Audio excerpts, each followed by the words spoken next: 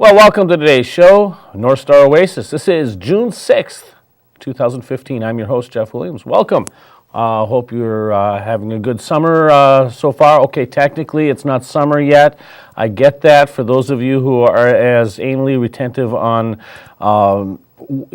historical facts as I am, yes, I know that we're not in summer yet, but we're darn close to it. So I'm hoping that you're enjoying, that you enjoyed a warm and sunny morning and early afternoon, and now you're just settling in for your next hour's worth of entertainment right here on North Star Oasis. So thank you for tuning in today and watching us.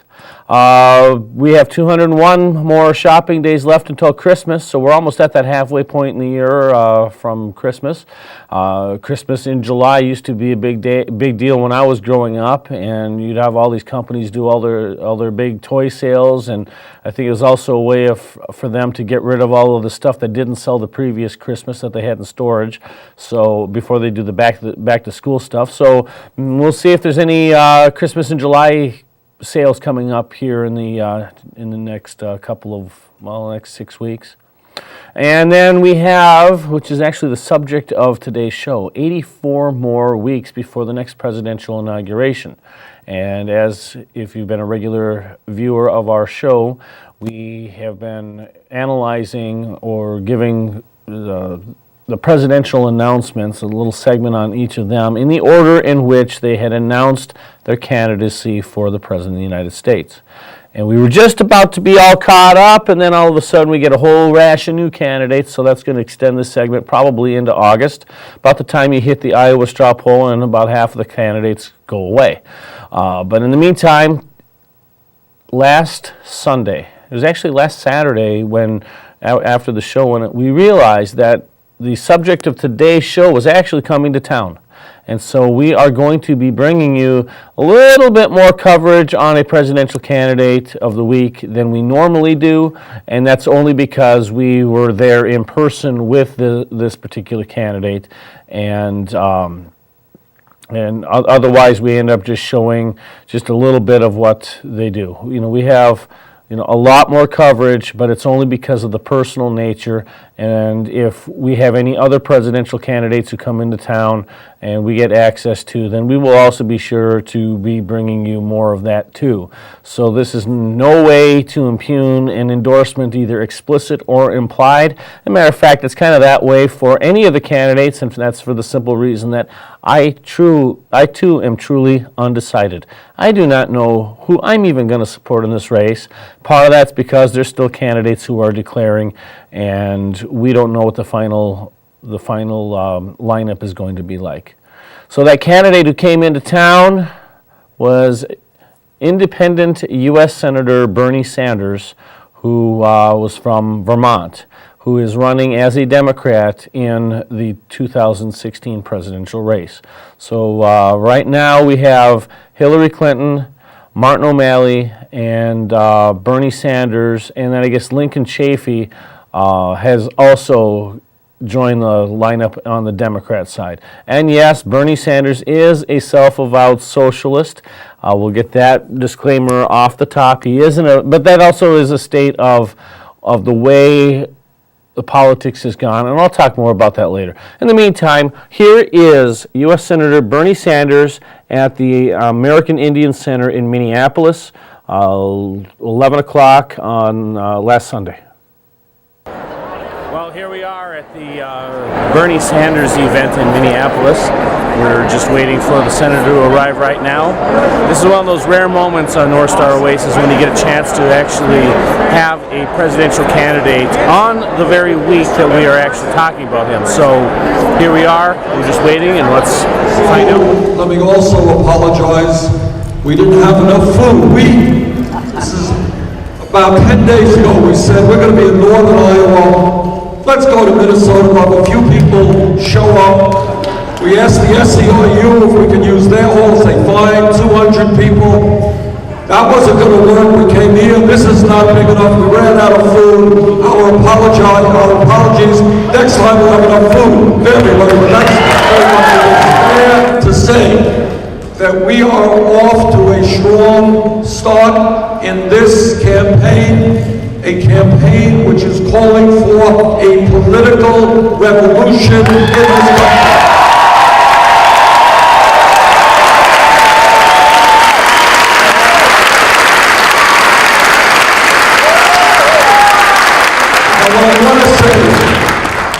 And this is what I mean from the bottom of my heart, and also it's everything that I believe intellectually.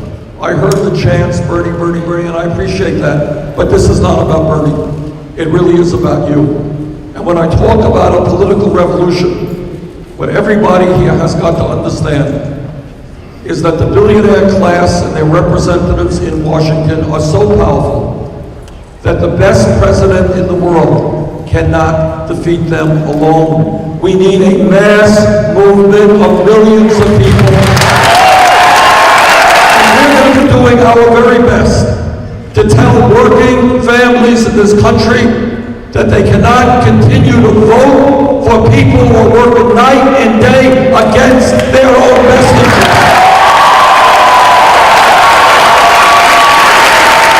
To my mind, the most significant issue we face is the grotesque level of income and wealth inequality in America.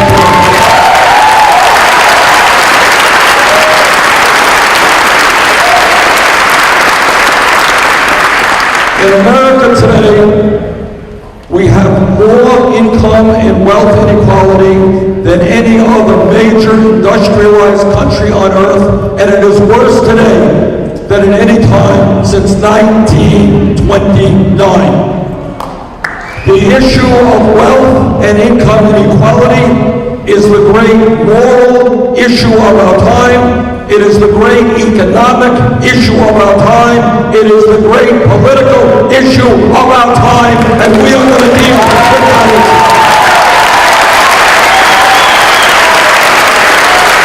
Today in America, what we are seeing is that over the last 40 years, the great middle class of this country, once the envy of the entire world, has been disappearing.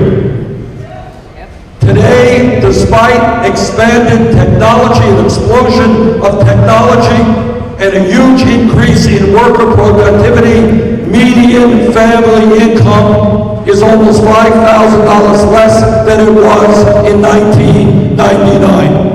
In my state of Vermont, and I'm sure in Minnesota, we have people who are working not just one job, two jobs, three jobs, trying to cobble together an income and some health care. That is not what this economy is supposed to be about.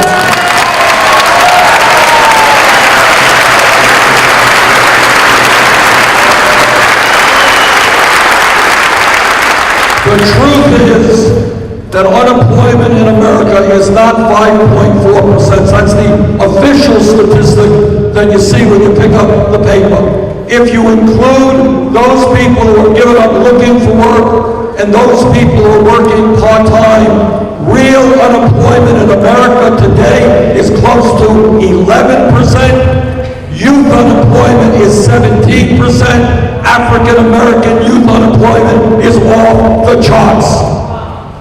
Today, shamefully, we have 45 million people who are living in poverty, and many of them are working 40 or 50 hours a week. It's enough. We want that wealth to come back to the working families. That the Koch brothers themselves, one family, second wealthiest in America, one family will spend more money in this election cycle than either the Democratic Party or the Republican Party. Brothers and sisters, that is not democracy, that is a movement toward oligarchy. There is nothing more important than leaving this country and this planet in a way that is habitable for our kids and our grandchildren.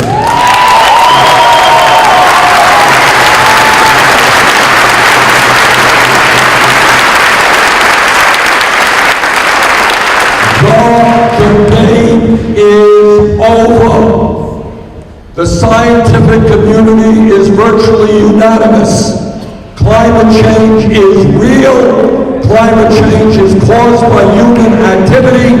Climate change is already causing devastating problems in our country and around the world. And if we do not get our act together in years to come, the situation will be substantially worse. What the scientists are telling us, if we allow business to go on as usual, by the end of this century, the planet Earth could be 5 to 10 degrees Fahrenheit warmer, more drought, more floods, more extreme weather disturbances, more rising sea levels, more ocean acidification, more famine, more disease, more human suffering. We must not allow that to happen. Now, one of the challenges that we face, and it is a huge challenge, is that the American people are very disillusioned with the political process. They are very demoralized. In the last midterm elections, 63% of our people didn't vote. 80% of young people did not vote. And all over this country, people are hurting. They're worried about their kids. They're worried about their parents. They're worried about what happens to them when they get old. And they look to Washington and they say, hey, those people, they're not dealing with the realities of my life. And they listen to the media and television talk all about political gossip and all kinds of crap, and not talking about the realities facing ordinary Americans. Media looking at politics as or a baseball game or a soap opera, rather than addressing issues as to how we transform America. What we need to do, in my view, and I'll do it with your help, and we have a website which is going to get better and better. It's called BernieSanders.com. We want your ideas, we want your feedback, so we're going to go forward together. But essentially what we need to do is create an agenda, a very clear agenda, that makes sense to working families all over this country as to what the government should be doing to transform our country and improve lives for our people. What I want to do now in a few minutes, and you'll forgive me, I'll be pretty brief and move pretty quickly here. I want to touch upon what I think should be an essential part of a progressive agenda. And the first issue out there is when you talk to people, you go up to people, when you do polls, what people always say when you ask them what is the most important thing on their minds, it's a 4-letter word called jobs. Jobs. And the reason they say that is they know that unemployment is much too high. They worry about their kids being able to get a decent job. They worry that at the age of 50 they're going to be laid off and not be able to get a job that pays them half the wages they're currently earning. So in my view, we need a major federal jobs program that creates millions of decent paying jobs.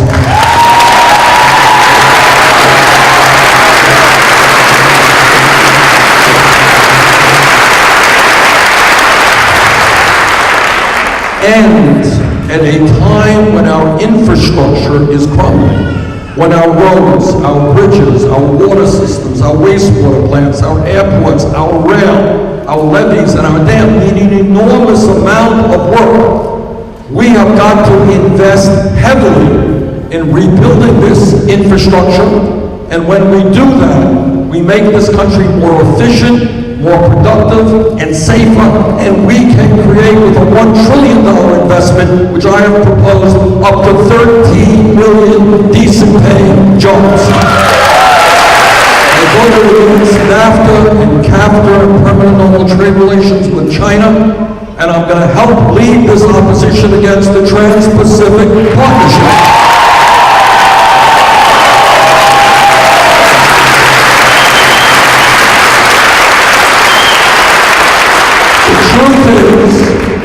That since 2001, in Vermont, in Minnesota, and all over this country, we have lost almost 60,000 factories and millions of decent-paying jobs. We all know who wrote these trade agreements, that every corporation in America and the drug companies and Wall Street write them, and what their goal is to create a situation where they can shut down in America and move to low-wage countries. And our job is to tell them that we want trade agreements that are fair for American workers and workers abroad, and we want them to start creating jobs in America, not just in other countries in the world.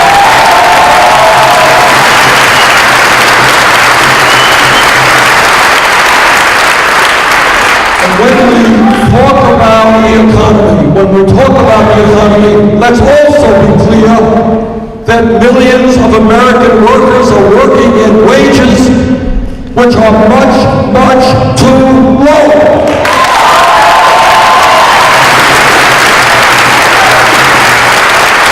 It is indefensible. It is unacceptable that women doing the same work as men make 78 cents on the dollar. That's got to change.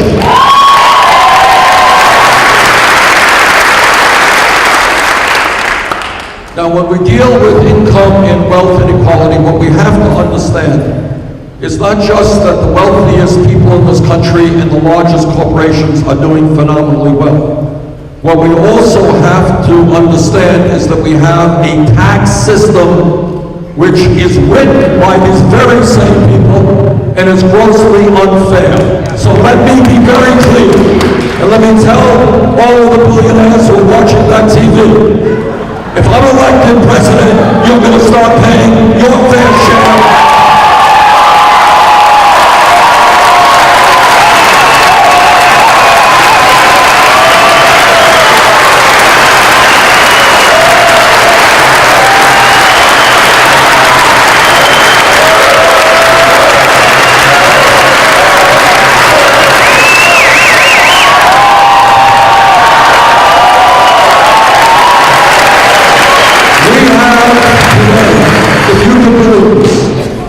We have a tax system which allows huge and profitable corporations to stash their money in the Cayman Islands, Bermuda, Luxembourg, and other tax havens. And in a given year, some of these large, profitable corporations pay zero in federal income tax, and we are losing well over $100 billion every year because of this tax loophole. Warren Buffett, one of the richest guys in the world, reminds us often that he, a multi-billionaire, pays an effective, i.e. real tax rate, which is lower than his secretaries, lower than truck drivers, and lower than nurses.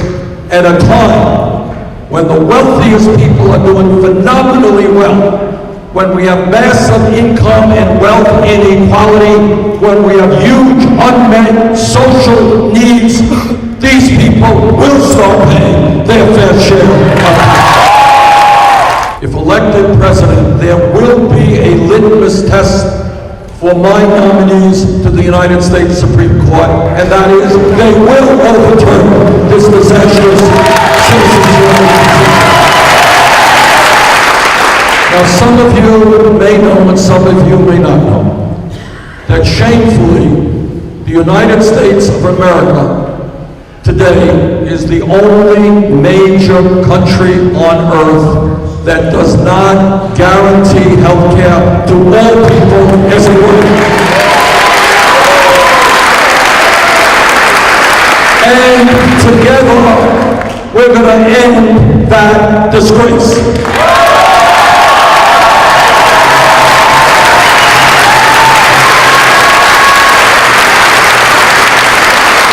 Despite the modest gains of the Affordable Care Act, today 35 million Americans still lack any health insurance, and millions more are underinsured with large copayment and large deductibles. Our health care outcomes in this dysfunctional and wasteful healthcare system in many ways, in terms of longevity, how long we live, in terms of infant mortality, is much lower than other countries around the world. And then on top of all of that, we end up spending almost twice as much per capita on a dysfunctional healthcare healthcare system, which charges us the highest prices in the world for prescription drugs. Enough is enough.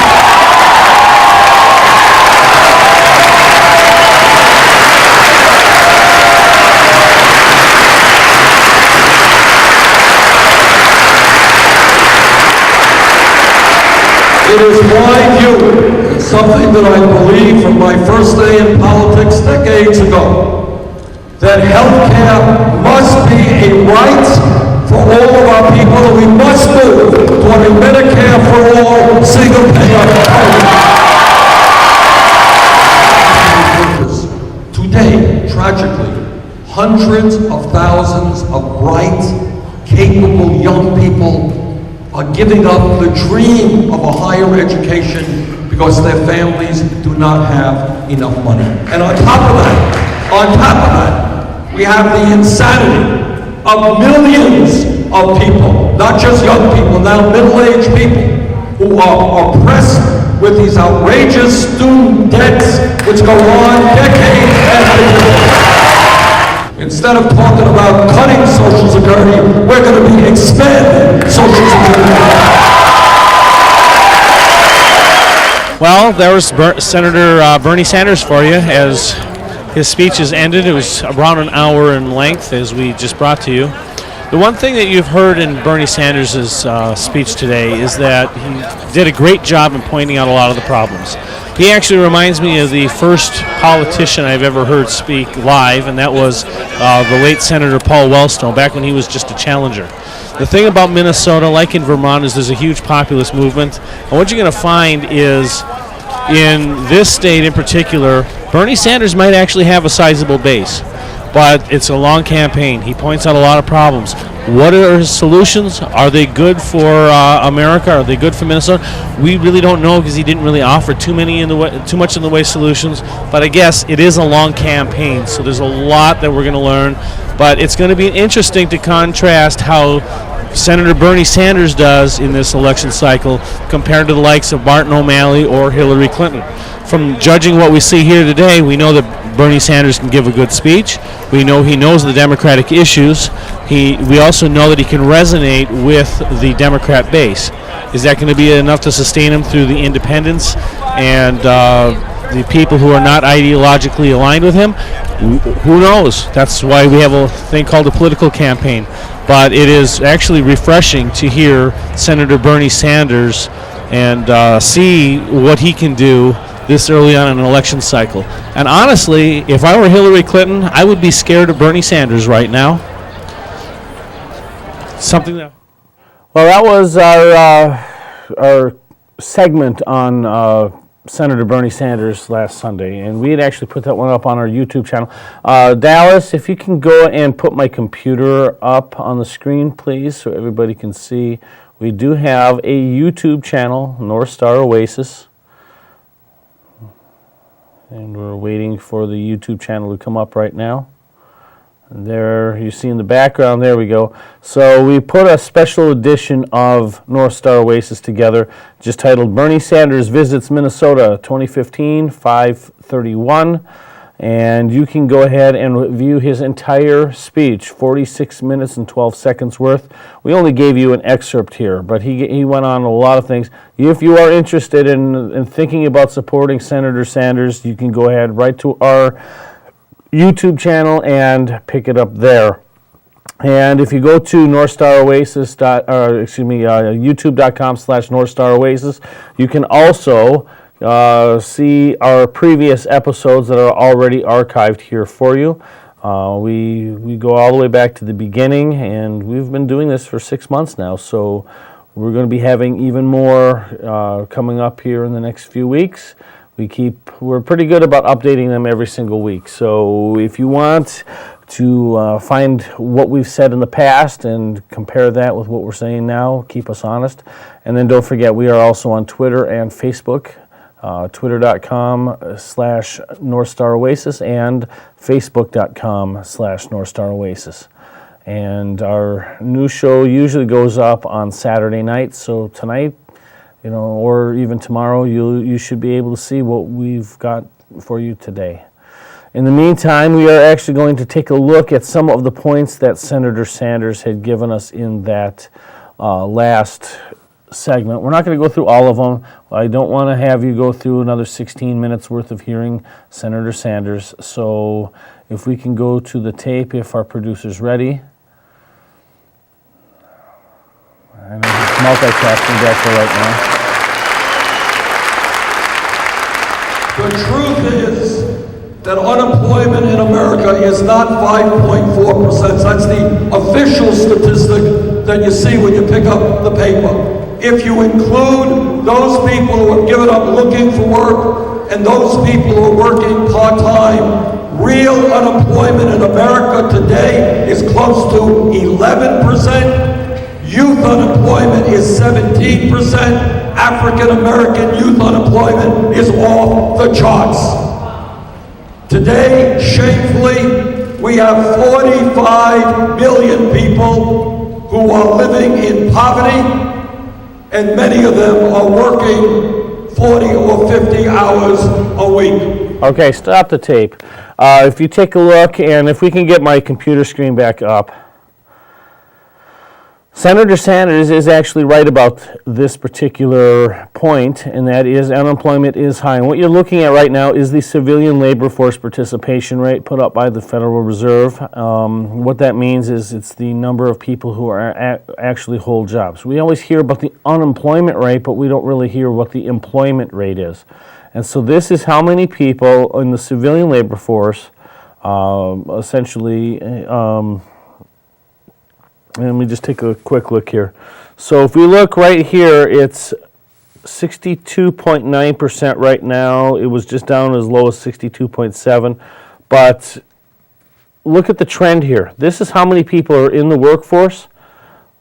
In the 90s, we were up into the 60s and high 60s, almost 70% before we had the recession. The shaded areas here, this is a recession. Now, you would think that you would have at least a spike upward. I mean, look in the 80s, in 1980, and then even in the 70s, as much as we decry how bad things were, hey, we had people who were getting to work. And then, we had the 81, 82 recession, and then now we had this huge economic growth, and we had a lot of jobs coming up to February 1990. And then we still even had mild to moderate growth throughout the 1990s. But now, as we started off with 9/11, 2001, it's been on the decline. But then we hit the U.S. financial crisis in 2008, 2009, and we're kind of really starting, what do they say, October of 07. And here we are. Steep decline. Our labor force participation rate is at 62.9% across this country. Now let's go back into the 70s to see where is it 62.9. Well, 62.7 was December of 77. December of 1977. Now you're gonna and then February 78 it was also 62.7%. And the thing that you got to take away from this is that there were people who were homemakers who were out of the workforce who started coming to work.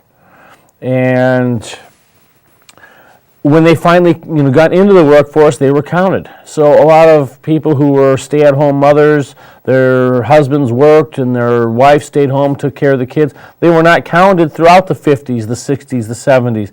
And then they started getting into the workforce in the 70s. That's really where you started to see this increase in the labor force participation rate.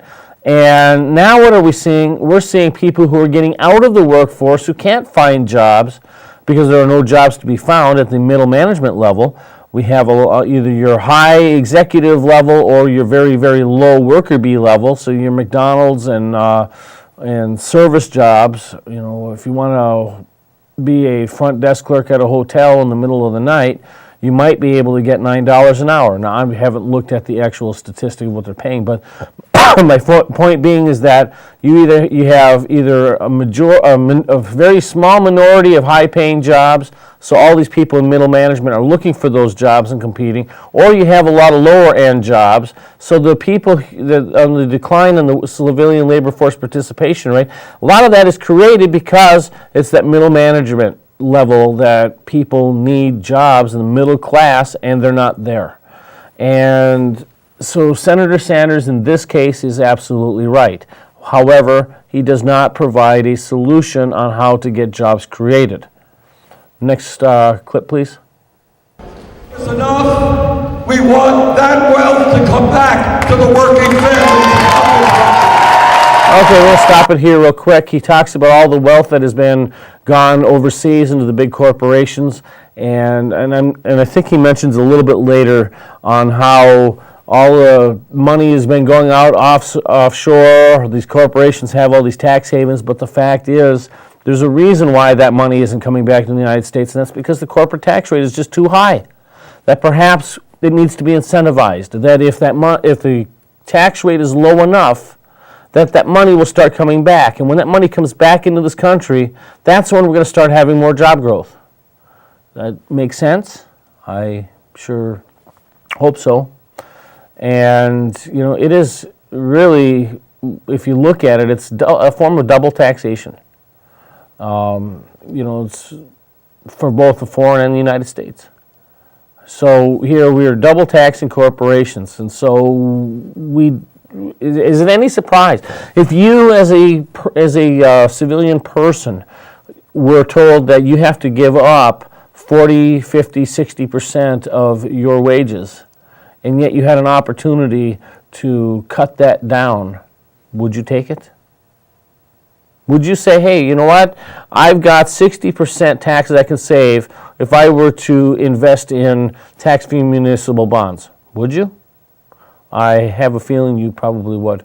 But anyhow, we're going to take a look at the next clip. That the Koch brothers themselves, one family, second wealthiest in America, one family will spend more money in this election cycle than either the Democratic Party or the Republican Party. Brothers and sisters, that is not democracy, that is a movement toward oligarchy. Okay, we're going to stop it right here. Let's talk about how much money actually makes it in. We're going to take a look on my computer. We have political action spending 2000 to 2014. And Koch Industries, which is the Koch brothers that the likes of Senator Sanders or Senator Harry Reid like to talk about so much.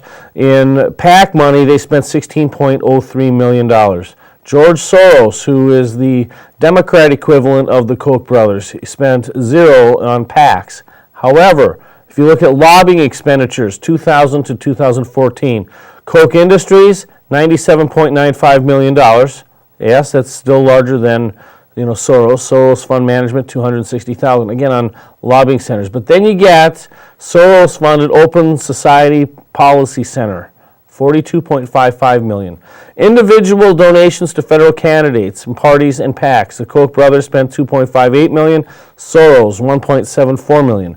But individual donations to 527 organizations. These are the ones that are controlled outside of the party. $1.5 million from the Koch brothers, $32.5 million for George Soros. So yes, the Koch brothers, according to OpenSecrets.org, do spend more money than George Soros. But if you take a look, $77.05 million to influence an election, that's not really something to sneeze at.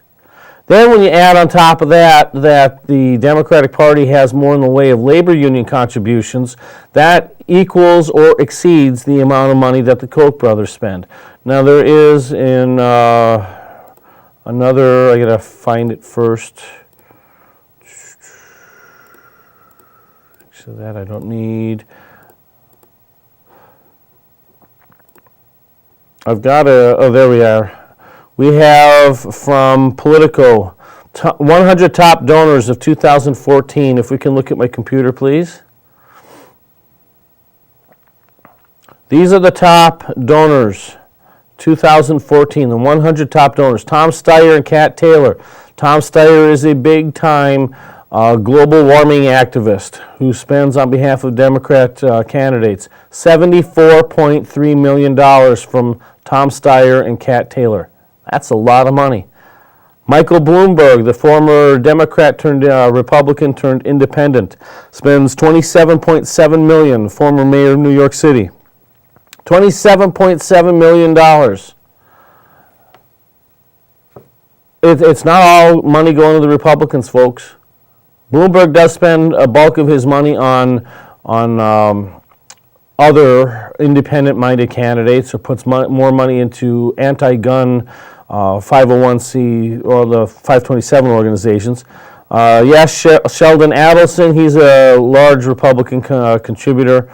We'll take a look here, Democrat and liberal committees. I mean, look at the number of donors here. This is just a lot of money, and it's not all going to Republicans. Let's look at the next clip.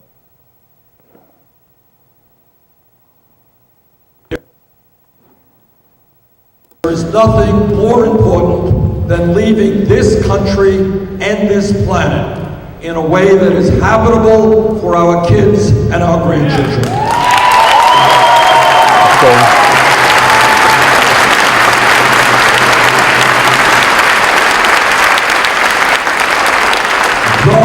The debate is over. The scientific community is virtually unanimous. Climate change is real. Climate change is caused by human activity. Climate change is already causing devastating problems in our country and around the world. And if we do not get our act together in years to come, the situation will be substantially worse. What the scientists are telling us, if we allow business to go on as usual, by the end of this century, the planet Earth could be 5 to 10 degrees Fahrenheit warmer, more drought, more floods, more extreme weather disturbances, more rising sea levels, more ocean acidification, more famine, more disease, more human suffering. We must not allow that to happen. Okay, that was Senator Bernie Sanders on climate change. First thing he says is the debate is over. Well, is the debate really over? Because here is a list of scientists who oppose the mainstream scientific assessment of global warming. And yes, this is a Wikipedia page. Scientists questioning the accuracy of the International Panel on Climate Control climate projections. David Bellamy, botanist. Judith Curry, professor and former chair of the School of Earth and Atmospheric Science at the Georgia Institute of Technology. Freeman Dyson, professor emeritus of the School of Natural Sciences, Institute for Advanced Study, fellowship, or fellow of the Royal Society. Stephen E. Noonan, theoretical physicist and director of the Center for Urban Science and Progress at New York University. Richard Linsden, Alfred P. Sloan, emeritus professor of atmospheric science at the Massachusetts Institute of Technology, who is also a member of the National Academy of Sciences.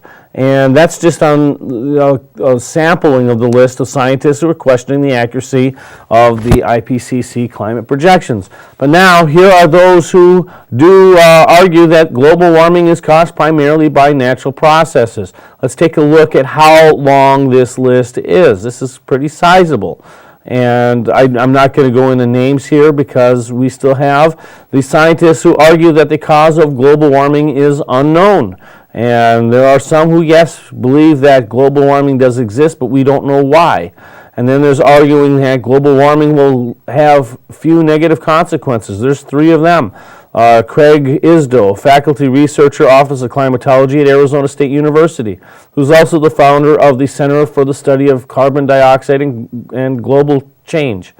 Then we have a few dead scientists who, all but one of these passed away in 2008, but these guys were all getting up there in age, born in the 19-teens and 20s.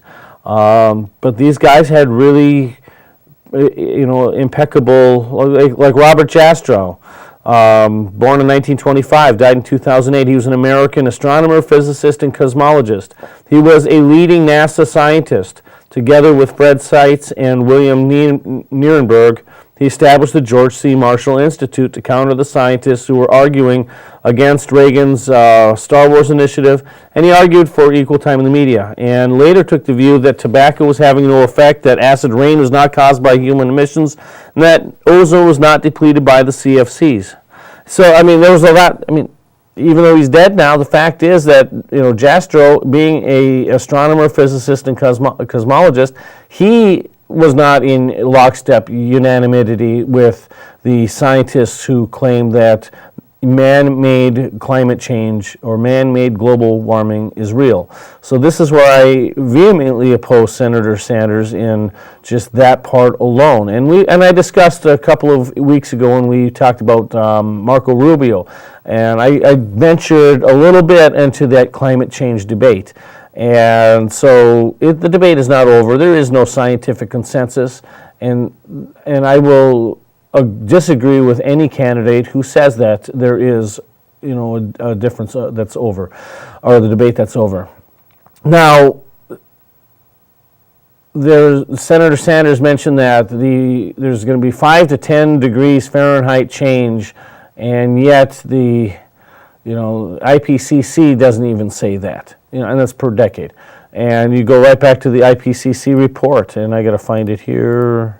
That one right here, projections of course, this is Climate Change 2007 Working Group 1 from the IPCC, and since their first report, projections increased. This can now be compared with observed values of about 2.2 degrees Celsius per year, strengthening confidence in the near-term projections. That's right out of the IPCC.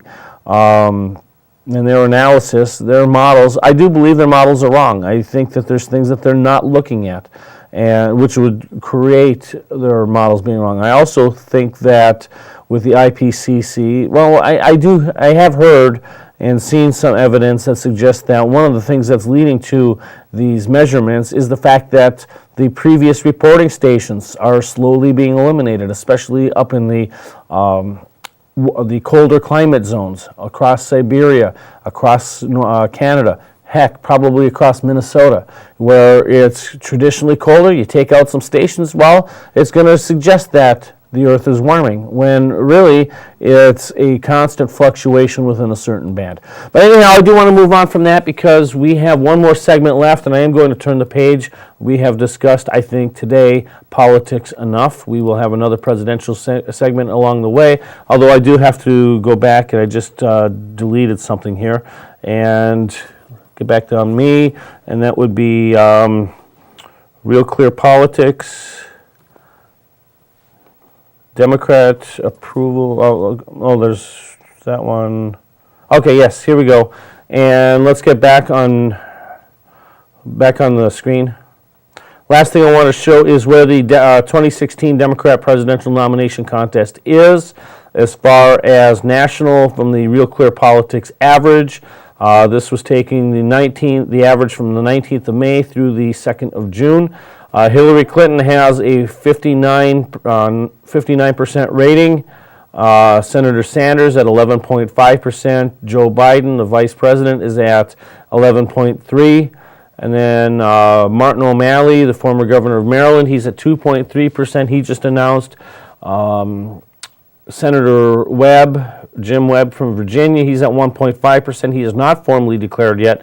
And then former Rhode Island Senator Lincoln Chafee, who just jumped in last week, he's at 0.8%. And this is for the Democrat presidential nomination. So right now, Hillary Clinton has a commanding lead, but just the fact that Senator Sanders has gone out and made a few key appearances tells me that there's some flexibility here. I will also offer my condolences to the vice president. His son, Beau Biden, had passed away this past week at the age of 46 from a brain tumor. And so, again, my condolences to the vice president for his and his family's loss. I do not know how this is going to affect any ambition he has for jumping into this presidential race. So this number right here of Joe Biden might actually be dispersed amongst other candidates. We will see. And Martin O'Malley, he just jumped into the race. He's got a lot of upswing potential. And so we'll see how that is. How are the Democrats doing in Iowa? According to the average, Hillary Clinton is at 59. Bernie Sanders is at 12.4%. So right there, that just shows that there is some room for movement there. Vermont is next to New Hampshire. Democrats in New Hampshire, Hillary is at 50.8 average, and Bernie Sanders is at 13.8. So again, there's a lot of things that are going to happen throughout the rest of the summer. But since today is June 6th, we are going to move on a little bit here because we do have one other thing, and that would be, if we play the clip, it is the 97th anniversary of the Battle of Belleau Wood.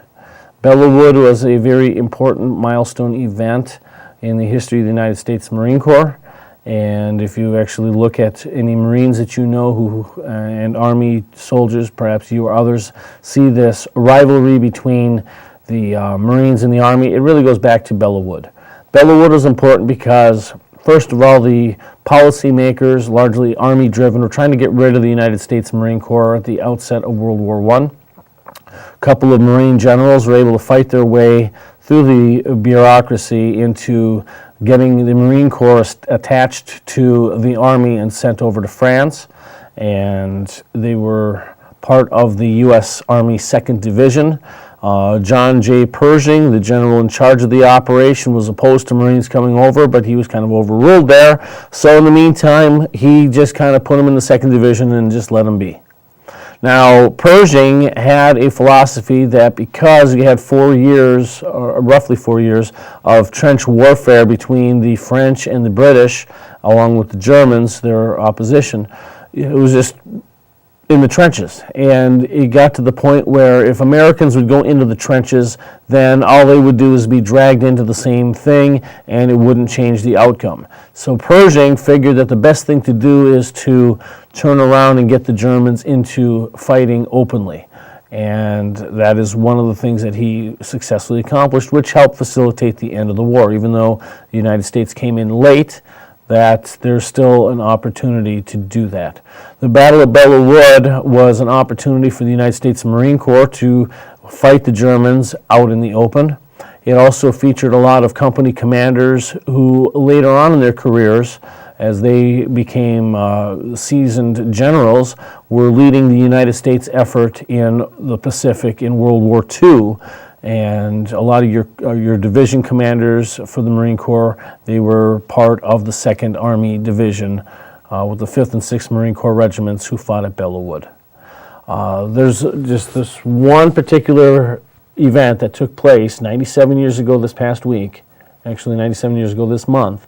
It really has a monumental impact on the United States history. So let's take a look at some video that if you ever go to the National Museum of the Marine Corps at Quantico, Virginia, you will see in the World War I section the following video.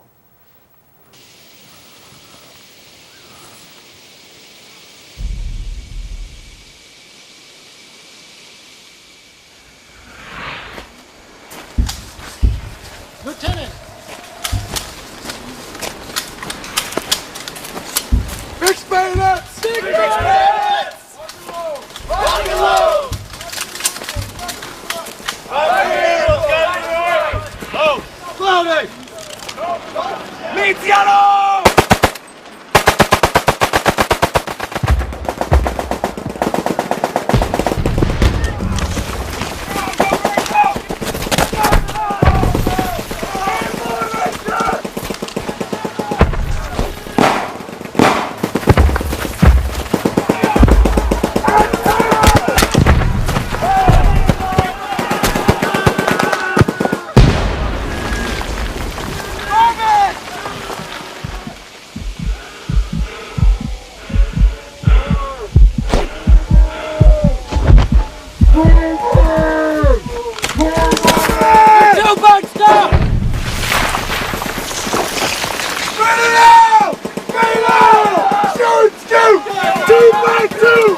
Keep moving!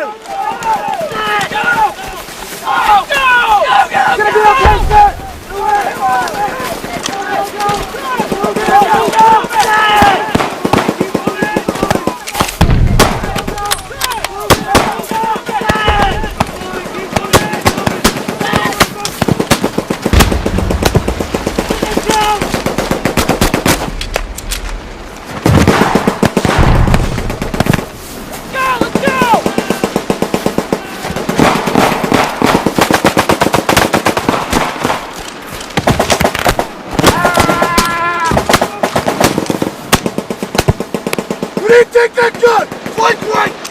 man on one more! Flank left on man! Cover me! Command! Run, boys! Let's give him a hell! Go!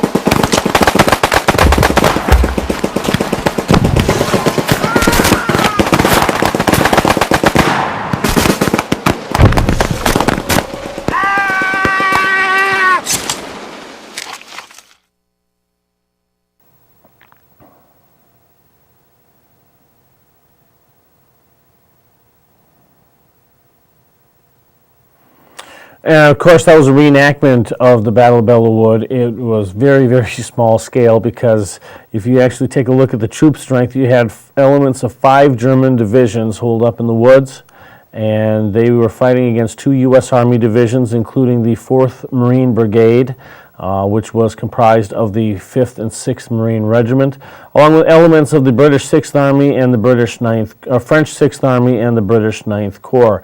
Now, both the British and the French had actually been part of the first wave of attack, and they had pulled back about the time that the Marines had come in to the Belleau Wood area.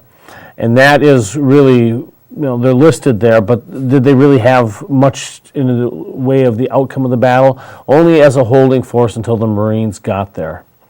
The casualties, it's unknown what the German losses were in the wood because they had taken their own casualties out.